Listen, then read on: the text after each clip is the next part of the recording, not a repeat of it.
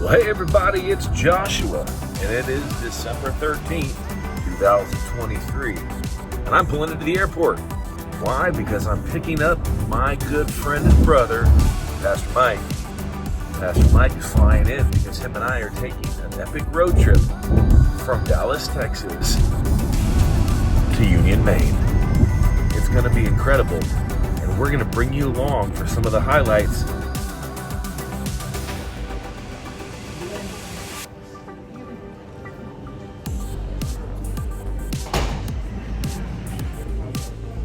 It's Mike.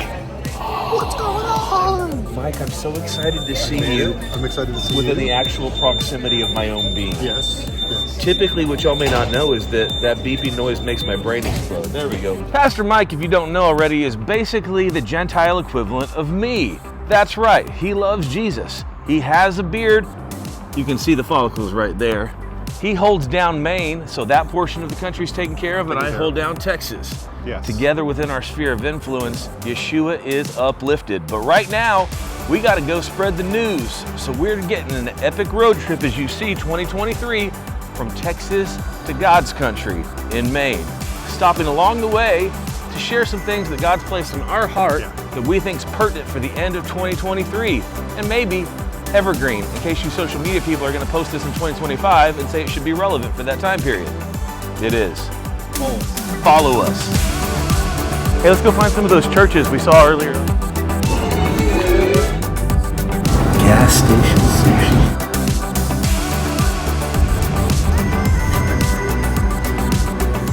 This building was built in 1814. That's 209 years this church building's been here. Church is just ahead. We gotta drive a few more hours because we're heading to Maine. I can do that. That in navigation world, we get off course. It takes a lot of correction to get back.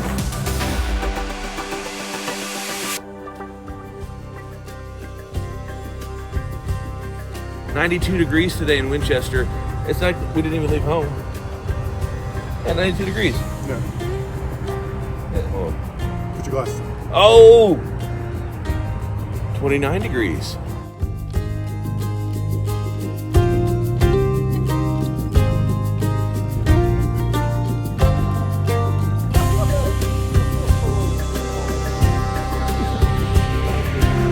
Huh. Where is it at? Is that a? Oh my gosh. Look what we found. Okay. I thought it was the real manger because we're in Bethlehem. I thought maybe that was the real baby Jesus. Those That made me animals nervous. did for a look real. second. I mean, Real still. because we would have to go back in time because he grew up and then died and went to heaven. It's not the real But- manger. That's okay. Let's keep looking. You could never go to Bethlehem in Israel for No. obvious reasons, but Yes. oh my gosh, oh my gosh, oh my gosh. Look at it. Oh my gosh, Look. oh my gosh, oh my gosh. I knew it. I knew I was home. That was absolutely no help at all. I'm pretty sure they have no idea what the real meaning of Christmas is. No. Let's go try the hotel.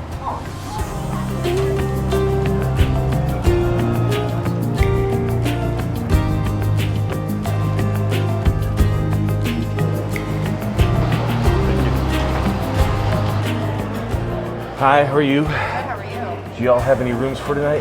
We are sold out. Like not even a room. No room at the inn. Yeah, anything out back maybe? Manger, stable. Got that one up there. All right, thank you. Wow. When I think of there being no room in the inn for Joseph and Mary, I had no idea that it could have been this big. But it's 2023 today, and Yes. this is the little hotel in Bethlehem, Pennsylvania. Pennsylvania. Now all this noise, all this hubbub, it seems very similar, right, to the original Christmas story, right? Everyone was coming to Bethlehem for Sure. the census, so it was probably like this, but with less cars. Probably a few less cars. More camels. More camels. I've always wanted to go to Bethlehem every time I went. In Israel, they said you can't go. It's too dangerous for obvious reasons. But when you look around this town, you see all kinds of marketing. What are they trying to sell us? Everything. Everything. The idea of Christmas, Yes. right? It's They Christmas have City. Christmas City, trees and garland and all these things that if you buy into this idea, this is what Christmas is. Yeah. we kind of live in a time and a day or age where the marketing tries to tell us everything that we believe in. We like this restaurant, we like this style of clothing, all these things because somebody sits down and says, this is how we have to do it. The style of music. Everything. But when we get to church, we also see that happens as well. They tried to market the length of our services, how the sets go, when the Holy Spirit is supposed to show up.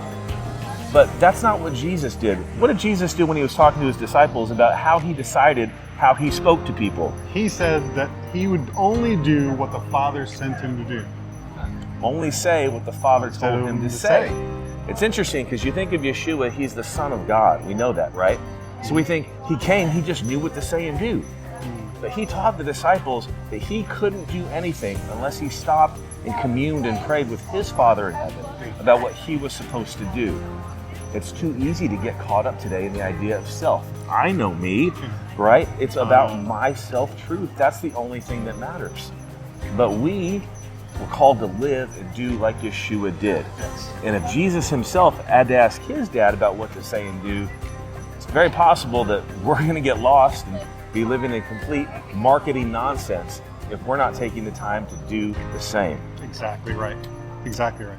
I think that right now, this season, even though you may be watching this after Christmas, it comes every year, we have to stop and not get caught up in the flow.